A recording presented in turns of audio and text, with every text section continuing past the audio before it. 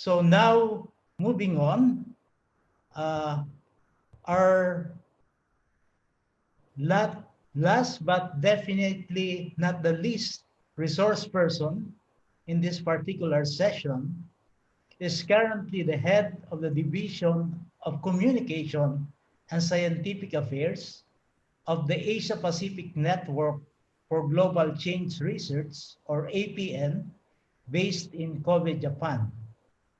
She manages the APN's Regional Comprehensive Research Programs, or CRRP, and Capacity Development Program, or CAPABL, and oversees up to 50 projects across a range of global change disciplines.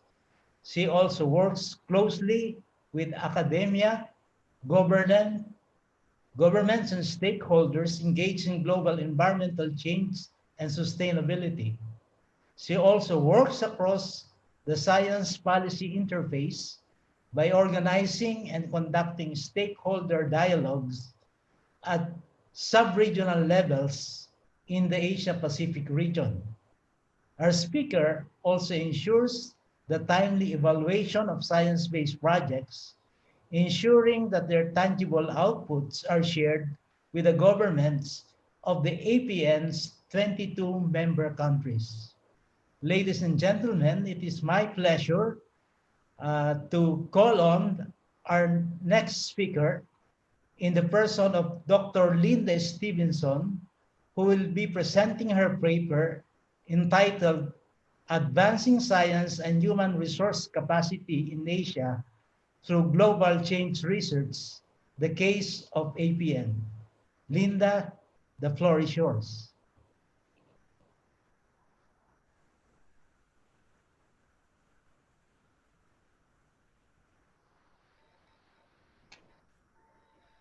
Hi, good morning, good afternoon, everyone.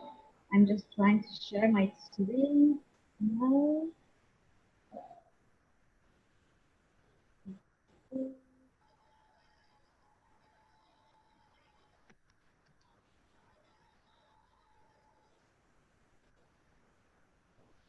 Okay, I think everyone can see my screen. Yes. Good morning. Good morning to most of you. Good afternoon to some of you. Probably good evening to some of you as well. I know it's still the weekend in some areas in the globe. I'm Linda Stevenson. Thank you very much, John, for your lovely introduction. And it's a real pleasure, a great honor, actually, for APN to be called upon to join this particular session. It's a real honor to be with the likes of yourself, John, the likes of yourself, Dr. Lasco, and Dr. Cruz. We've known each other for many, many years. Anyway, I will move on with my presentation, which is entitled Advancing Science and Human Resource Capacity in Asia Through Global Change Research and the Case of APN. Bit of a presentation outline. I know we're limited in time, so I won't go through this in detail, but I'll give you a little bit of an insight into who and what APN is, and what global change is, what our vision and goals are, and then work through towards our research and capacity building agendas, how you can apply for funding to the APN through our programs, and then I'll give you a flavor of the kinds of activities that we've conducted in the past 5 years, from 2015 to 2020. And in the spirit of the conference being, outreach to the Philippines, I would like to focus a little bit on one project that focused in a local project that focused in Aurora in the Philippines. I will end by mentioning a little bit about the opportunities that we have for early career scientists, because I know, at least from the participants that I've seen, I know that there's a lot of you out there that are early career scientists as well. Also, having looked back to the participants, so many of you know APN, and it's a real pleasure to have you join this session. So moving on, who are we? Well, Asia Pacific Network was born in 1996. We are an intergovernmental network, and we have currently 22 member countries that crosses 4 subregions of South Asia, of Southeast Asia, which is our yellow part just here where the Philippines is, temperate East Asia, and the Pacific. While we have 22 member countries, a few other countries are approved countries. And what does that mean? It means that they are eligible to apply to the APN for funding. Talking of funding, before I move on, I should absolutely mention that our funding, we are sourced from the government of Japan, mainly, through the national government and through the prefectural government of Kyoto. And we are also funded by the governments of New Zealand and the Republic of Korea. So looking at our vision, well, as I said, we were established in 1996, and what we want to do is successfully address the challenges of global change and sustainability. And in order to do this, we have 4 main goals. These are to support regional cooperation in global change and sustainability research, enhance capacity to participate in this research, strengthen interactions among scientists and policymakers, which is very important these days, strengthening the science policy interface. And of course, provide scientific input to policy decision making and scientific knowledge to the public and to society as well. Also, as a network, one of our main goals is to cooperate with other global change and sustainability networks and organizations, as well as connect with all of the current global agendas, such as the Paris Agreement, the SDGs, the Sendai disaster risk reduction framework. So before I move on further, I thought perhaps over the years, many people have often wondered, what do we mean by global change? And we've asked many people to provide us with a definition, and every definition was different. So we thought, maybe it's time that we produced our own definition of what global change is. So APN defines global change as a set of natural and human-induced processes in the Earth's physical, biological, and social systems that navigated a significant at a global scale. These changes, however, manifest themselves differently at regional and local scales and require place-based solutions. So it's in this context of the regional and local scales and the manifestation of global change at these levels that brings APN into the picture. So in order to conduct our work as effectively as possible, we do have a set of guiding principles, and some of these are outlined on the slide. We encourage participatory processes that involve both scientists and policymakers to identify emerging issues and support decision making. This actually happens at the top level in the APN through our national focal points who gather in their subregions, and we provide topics of high relevance to the APN, and then we move forward and we try and fund relevant research projects that are relevant to our member governments. We ensure high scientific quality that has both policy and regional relevance. And we ensure the policy relevance by really, particularly in this strategic phase, emphasizing interdisciplinary, transdisciplinary, and holistic approaches in our research activities. APN, again, as a network, we provide opportunities for sharing knowledge, best practices, capacity building. One major component of APN work is capacity building. I'll explain a little bit about that later. So capacity building and education in areas of global change and sustainability. We encourage stakeholder engagement throughout our projects. We love to have our stakeholders engaged from the very beginning. We think that's important. So from the scoping and the design stage, right through to implementation and evaluation as well. And again, as a network, communication is really key to APN, and we really like to we really endeavour to communicate the results broadly to scientific communities, to policymakers, to everyone really, particularly at the regional and global level. So looking at some of our themes, well, in the past, well, the strategic phase from 2015 to 2020, We had our research and capacity development agenda really focused around five key thematic priorities, which were climate change and climate variability, biodiversity and ecosystems, changes in atmospheric, terrestrial, and marine domains, resources utilization and pathways for sustainable development. And in this strategic phase in particular, we added a fifth thematic area, which is risk reduction and resilience. But as you can see, these are very very large topics, and we can't cover everything every year. So again, emphasizing the fact that we do talk to our governments, particularly in their sub-regional groups, and we ask them, what are your priority issues for your region? And they don't change too much from year to year, but they do tend to change. So each year we ask, and we tend to provide a call for proposals. That's annually. I'll speak about that later. And this year, or this year's round of our 2019 call for proposals, we focused on a number of issues, which included the impacts of climate change to the environment. We focused on ecosystem-based adaptation, particularly in relation to disaster risk reduction, climate-smart agriculture, transboundary issues, looking at air pollution, also looking at microplastics. We focused on transition towards a sustainable future. And finally, one of our other key topics is water, food, and energy security.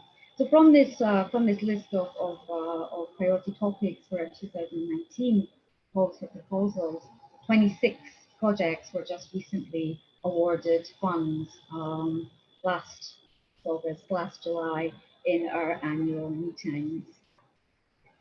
So let me tell you a little bit about our core programs. It's through our core programs that researchers in the Asia Pacific are able to get funding from the APN for research and capacity building activities. So we have two main core programs. One is focused on collaborative regional research, and the other is focused on capacity development. These are CRRP and capable, respectively. So we ask our proponents to focus on issues that address knowledge gaps in key scientific areas, of course, that are a priority to our member governments, to look at synthesis and analysis of existing research. We fund research planning and scoping activities, and we look at the development of policy products like integrated assessments, impact assessment, climate models, etc.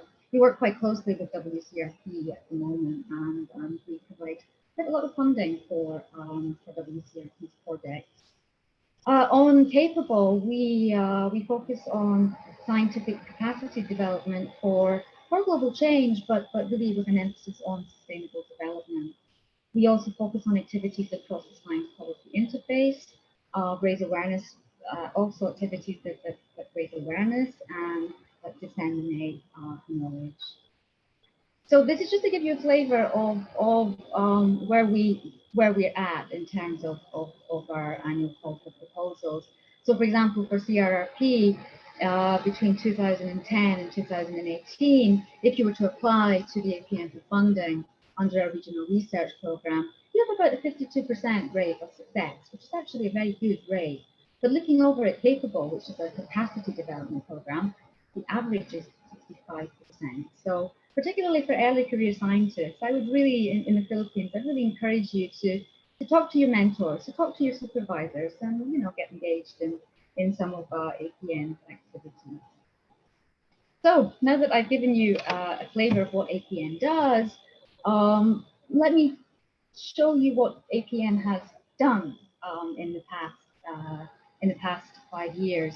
APN is now moving into a new fifth strategic phase, and we're currently writing that fifth strategic phase. It's not going to differ too much from the current strategic phase, but I'd like to give you a flavor of what we have done and what we've achieved in the past 5 years. So, for example, this phrase diagram on the right really shows in the past 5 years our member country priority topics, and these really focused around climate change, sustainable development, climate change adaptation, and even looking down at disaster risk reduction and that sort of thing. So these climate impacts, so really resilience, impacts, adaptation, disaster reduction, all surrounding climate change has been very much a key focus for our member countries in the past 5 years. And in terms of numbers, in the past 4 years, we've provided funding for 120 projects.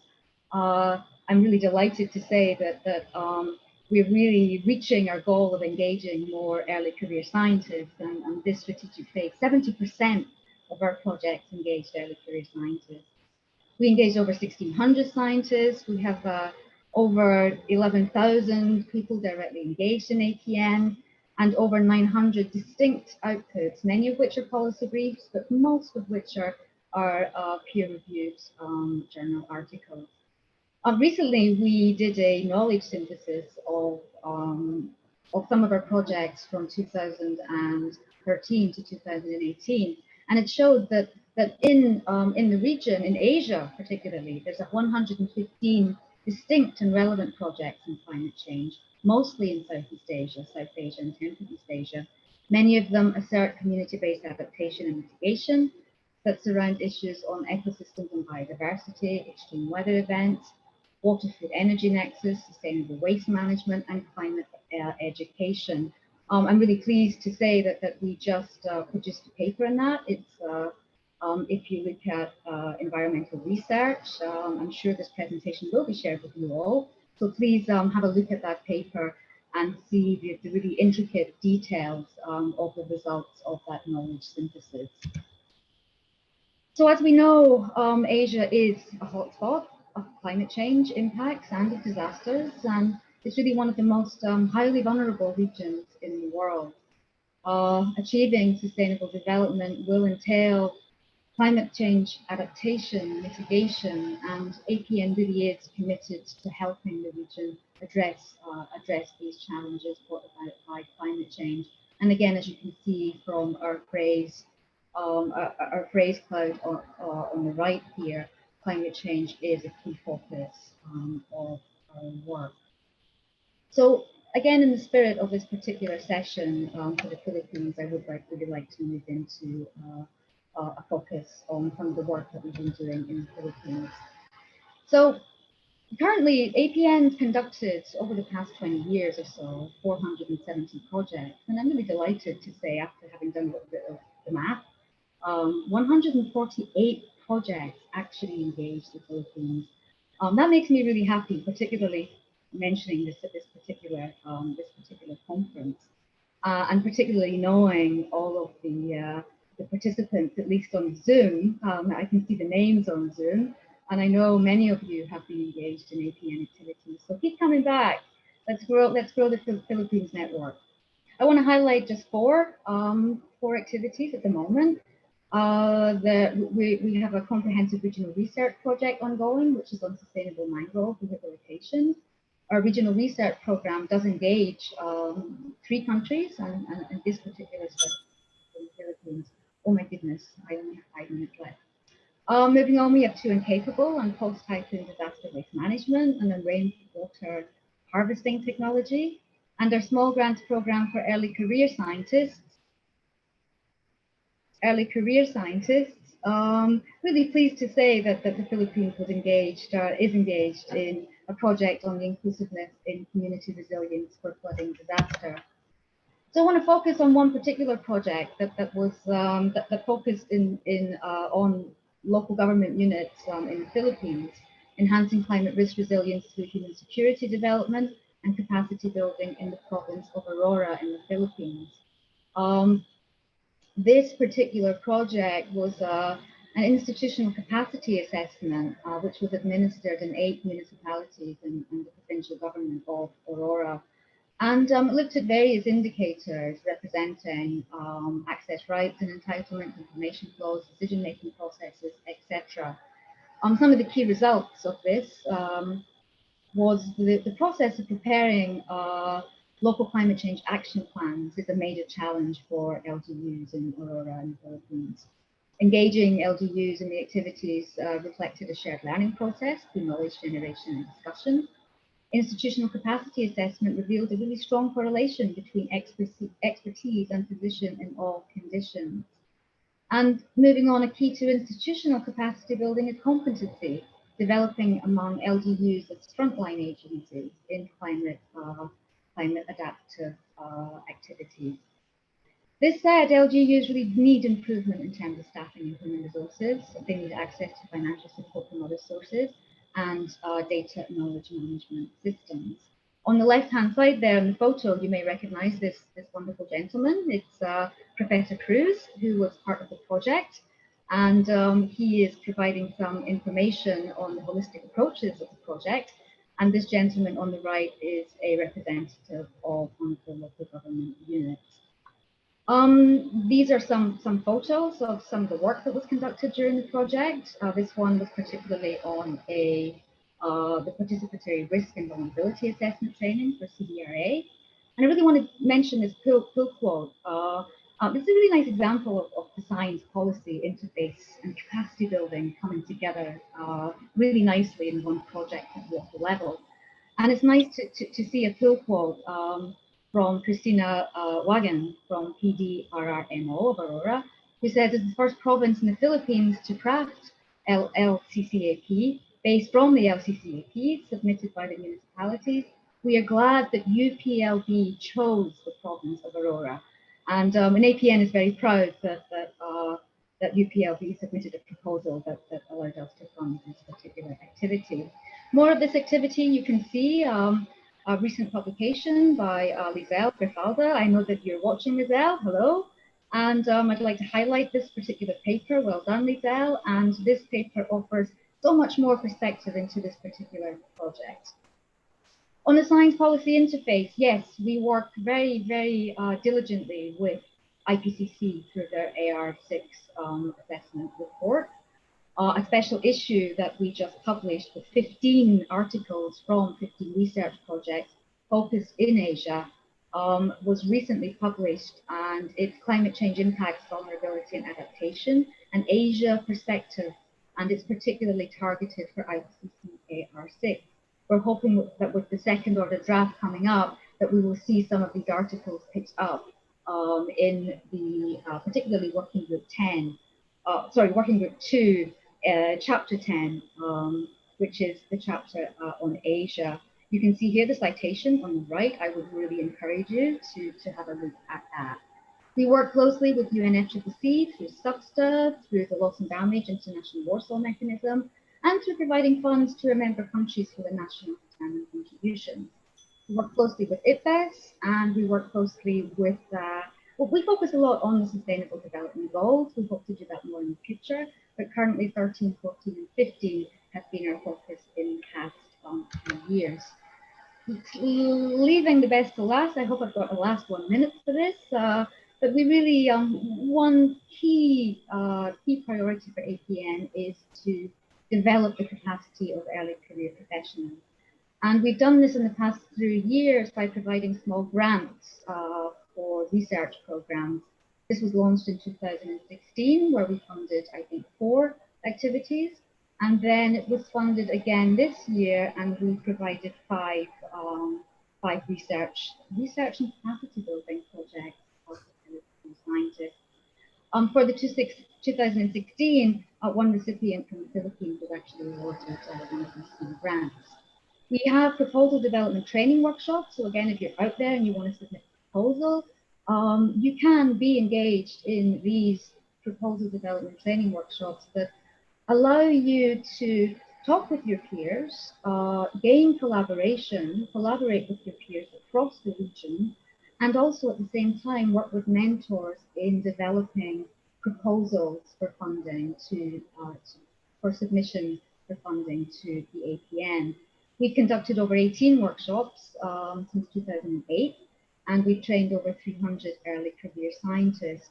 You can see on the slide that we now focus our PDTWs at the sub-regional level, and our recent one was supposed to be held last November in Pakistan, but unfortunately the pandemic prevented us from holding that face-to-face. It is still on the cards. Our researchers are waiting, and we will more than likely move to a webinar-based PBTW for that.